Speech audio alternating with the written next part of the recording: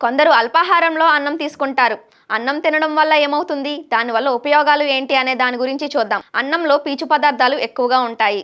ఉదయాన్నే అన్నం తీసుకోవడం వల్ల ఏమవుతుంది అంటే మలబద్ధకం సమస్యలు వస్తుంది. కాబట్టి ఈ సమస్య ఉన్న వాళ్ళు తీసుకోకపోవడం మంచిది. కానీ కొన్ని లాభాలైతే ఉన్నాయి. బరువు తగ్గాలనుకుంటే ఉదయాన్నే లిమిట్గా అన్నం తినడం మంచిది. అన్నం తీసుకోవడం వలన శరీరానికి శక్తివంతంగా ఉంచుకోవచ్చు. అన్నం తీసుకోవడం వలన శరీరాన్ని శక్తివంతంగా ఉంచుకోవచ్చు. దాంతో పాటుగా ఇమ్యూనిటీని కూడా పెంచుకోవచ్చు. అన్నం తింటే అధిక రక్తపోటు సమస్య తగ్గుతుంది. గుండె జబ్బులు కూడా రాకుండా ఉంటాయని ఆరోగ్య నిపుణులు చెబుతున్నారు. అలాగే కణాలని దెబ్బతీస్తే ఫ్రీ రాడికల్స్ నుంచి రక్షించేందుకు అన్నం బాగా ఉపయోగపడుతుందని, ఆరోగ్యం కూడా బాగుంటుందని నిపుణులు చెబుతున్నారు. ఉదయాన్నే అన్నాన్ని అల్పాహారం సమయంలో తీసుకుంటే మితంగా మాత్రమే తీసుకోవాలని గుర్తుపెట్టుకోండి.